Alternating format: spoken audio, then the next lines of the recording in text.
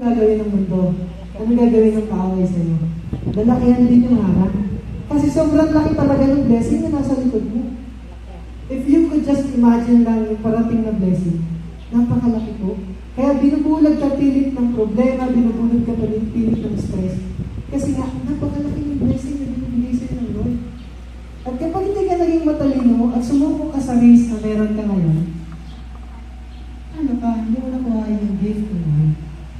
It's not, I said na, maghirap ka dahil sa ganyan-ganyan. No. Andiyan yung biyaya ng Panginoon para i-push mo, kaya yung fuel mo. Nung nag-aaral po ako sa Batangas, kami na sabi na, ang term lagi daddy, walang-wala, sagad na sagad. Talagang sabi nga ay paycheck to paycheck. Tapos noon, 4 na college kami na pinapaaral ni daddy. And that time, talagang nakakahiya humingi sa magulang. Given na alam mo sila, wala din silang makain. So, nung mga panahon na yun, naging driver ako sa JLN Church. Janitor, driver, audioman, tapos sa music din. Tapos driver ng school, kasi may school ng JLN. So, pag wala na akong cash, sabi ko, Lord, wala na akong pera. Doon ko na-develop yung mindset na ganito.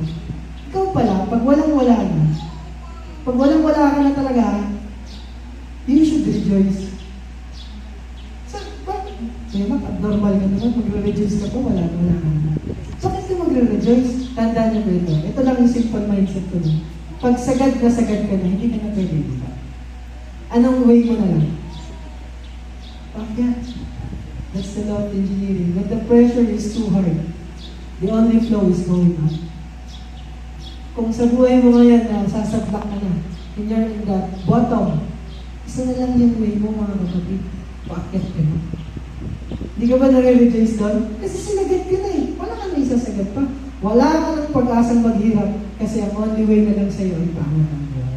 Alam mo, yes. Sa Panginoon doon. Yun yung naging mindset ko hanggang makatapos ako. Although, naglipat-lipat ako ng bahay, nakisama ako kanino-kanino para lang makatapos. Pero yun yung the best na binibigay ng Lord. Eto na, nakagraduate na ako. Ang laki ng bayarin. Sabi ko, si Lord bahala. Sabi mo, Lord, sa akin, ganito lagi ako kay Lord, makipag-argue kay Lord. Lord, ikaw naglagay sa akin dito, ikaw ang bahala sa akin. Naranasan niyo ba sa buhay niyo? Ikaw, Lord, na naglagay sa akin, dahil pwede mong problema ngayon. I put my trust in you 100%. And, di ko alam kung paano nangyari. Nagsulisit ako, dumating yung pera, nakabayad kami ninyong sa graduation, sabay kami ninyong nag-graduate hanggang sa board exam na. Ayan na, ang mahal ng review center. And God also make miracles. God also make ways. Hindi ko na alam kung paano ko nagustuhan yung during those times. And nung board exam na, eto sa mga mag-board na, tip ko lang, habang nag-board exam ako, sobrang daming study. 4 kami na nag-graduate ng electrical engineering. Nag-file kami ng board exam sa PRC. Ngayon, yung application namin, yung dala ko is copy ng PSA ko. While yung mga kasama ko is just a photocopy. Pero, in-accept na ng PSA, PRC. Ito yung sign lagi. Pero ito yung affirmation lagi sa akin ng Lord. Kapag kasi may binibigay si Lord sa akin na blessing, or pag may nakalaan na blessing na ma-receive, ang nakilagi ng distraction. Kasi sabi nga ng John 10:10, the enemy has came to kill, destroy, and steal your joy, your peace of mind, the blessings that you have for. Pero the best thing na niya yung tenses I came. Naparito ng Panginoon to give you life. Already, you have a good life. Pero anong ginagawa lagi? Iistinagi yan sa'yo. Sa umaga nga, pag-isip mo lang, natapon yung toothpaste mo dito, bad trip ka na. Imagine yung buong maghapon mo sila. Hindi na nag-operate yung biyaya ng Panginoon. Kasi nainis ka na. So, noong time na yun, hindi in-accept ng PRC yung application ko. Hindi ko sinabi na dati kasi na-stress sila. Hanggang bukas na lang yung deadline. Imagine how could I proceed the board exam kung wala. Kung hindi ako makapag-file, hindi ako maging engineer. Alis ko dun sa harap nung teller, lumikod ako, sabi ko, tumawa ako. Sabi ko, yes, magiging engineer ako. Sabi nung kasama ko, baliw mo talaga, no? Tumatawa ka pa, hindi ka na makakapag-board exam. Sabi nung nila, kasi alam ko, pinipigilan akong kaway makapag-file. Kasi pag makapag-file ako, pasado ako ng board exam. Gets nyo? Amen. Hindi ka magiging engineer kapag hindi ka nakapag-file. So alam ko agad magiging engineer ako. So nag-pray ako sa Panginoon. I asked for wisdom. Sabi ng Lord, punta ka sa Quezon City.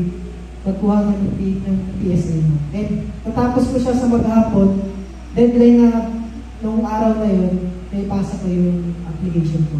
And ayun, nakapag-file ako. Eto na, kinabukasan board exam na. Board exam na kinabukasan, yung tatlo kong kasama, 4 kami. Eh, ang galing kami ng Tayuman, going to PICC. Ang PICC, malayo, dito sa may building natin.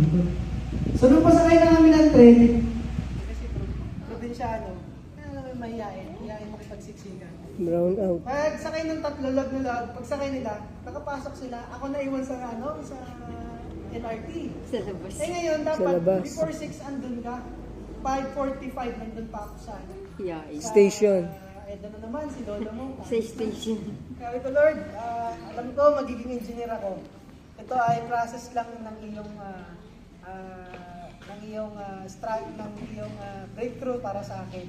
So that time, nagpipray ako, habang nakapikit yung mata ko, sabi ng may boses sa likod ko, anak, di ka palit.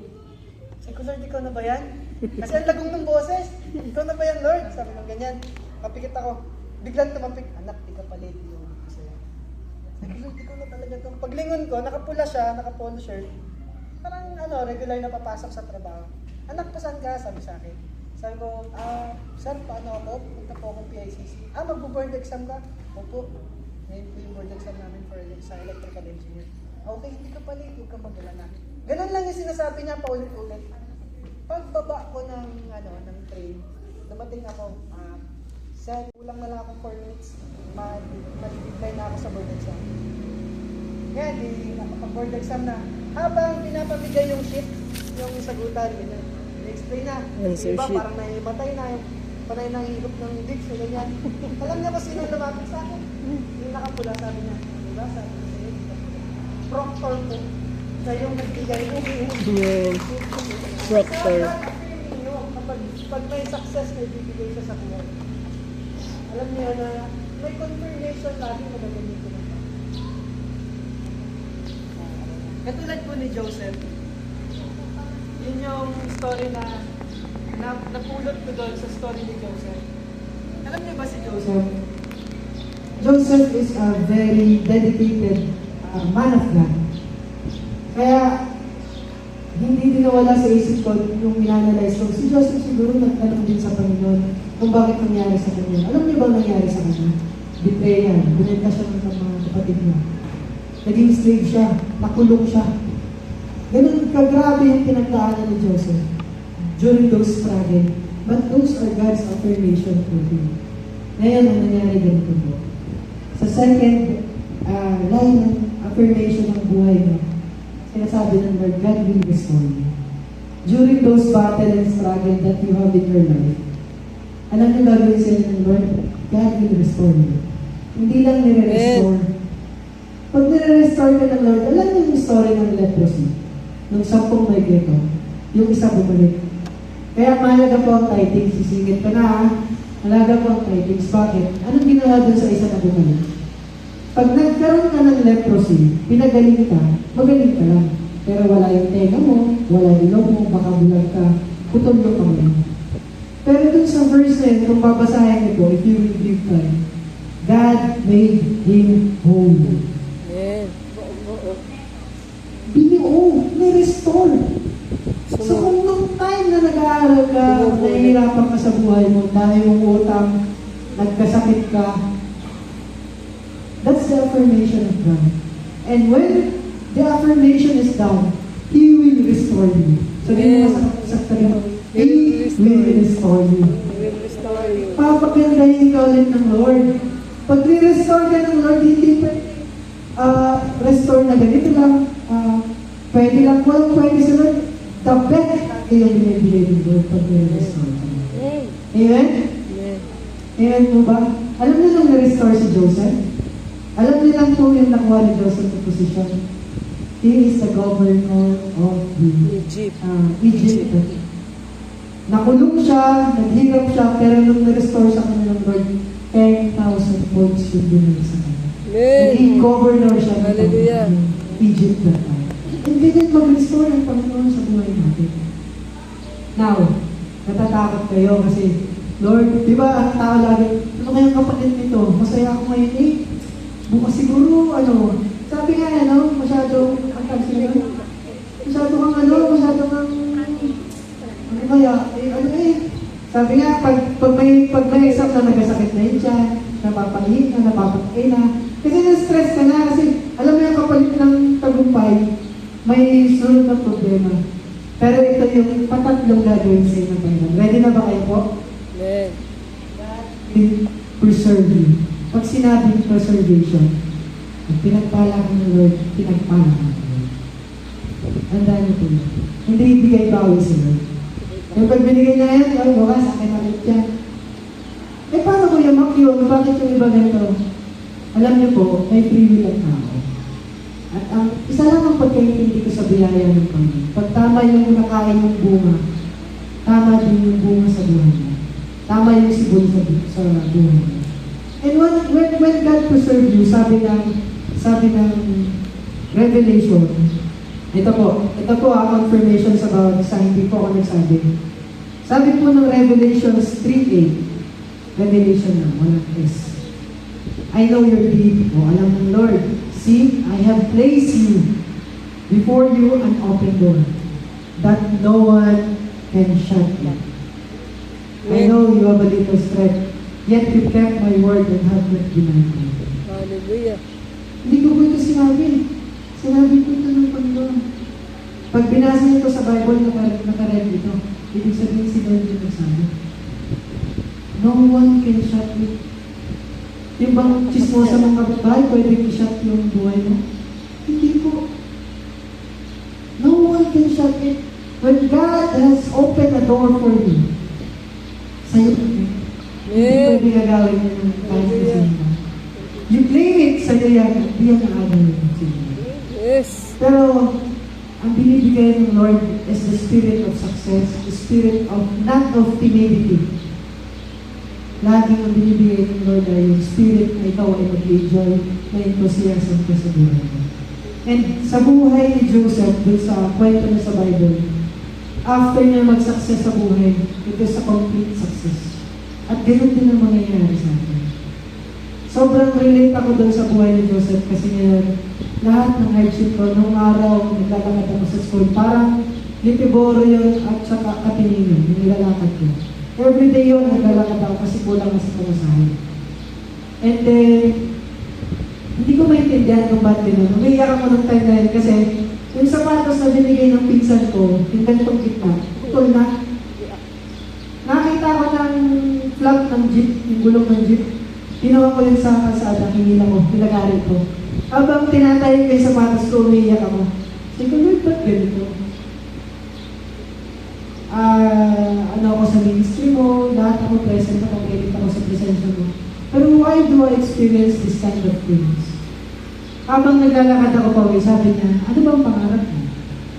Lord, makatapos, makatulong sa pamilya, mayaman ko sila sa kahirapan. At maging blessing din sa others. Sabi ng Panginoon, hindi ba pa affirmation sa'yo or confirmation sa'yo na mahingi na ka ngayong umaga? Kasi nung time na kinuha ko yan nung gabi, wala pa ako sa harapan ninyo. Wala yung success na natin ko yun. Kasi hindi na hinayaan ng Lord na buhay. But God gave you, each and every one of us, ngayong umaga, ng hininga to confirm to you, to affirm to you na mangyayari yung pangarap. Ano man yung pangarap mo, na nilalapit mo sa Panginoon, ipinanalangin mo sa Panginoon, mangyayari bakit? May buhay ka po ngayon. It is the endless possibility and limitless possibility na nanggaling sa Diyos. Para ma-achieve mo yung biyaya at plano na meron, magandang plano na meron siya sa buhay. And I would like to end in this story. The Kintsugi. Yan ay Japanese art. na it's ordinary days na binabasag nila. Bakit nila binabasag ko yun? And kapag pinasag nila, ibalik mo po kayo, ang iba pang strict nila ay gold. Sa buhay ko parang dito. Si Lord, I've been once broken, but God fixed me. God died for me 2,000 years ago on the cross for me to be fixed. At alam niyo po ba yan kay Chubby niya? Nag-range siya ng millions of dollars kapag naging ganyan ka. And you are more beautiful as you are once been broken. And today, sana po may tutulog kayo sa sharing ko po sa inyo, sa teaching ko sa inyo, na sinasabi po ng Lord sa mga sa atin, if you are experiencing that now, hardship, and parang imposible lang ng bagay, that's the incarnation of God to you. So, huwag kang sumuko, nandyan si God sa likod mo. Ano man yung pangarap mo, matutupad. Ano man yung struggle mo right now, it will come to pass. Tandaan ko yan. Sabi ng Lord, the present is full of gift today. Kaya huwag kang mag-alala sa future mo. Siguro kang bala, sa past mo, tapos na yun. What is important is the present. Kaya nga tinawag siyang present bakit? May gamit ko sa araw. It's a present day. So I hope you have learned from the experience na na-share ko sa inyo. Maganda mo pagkakos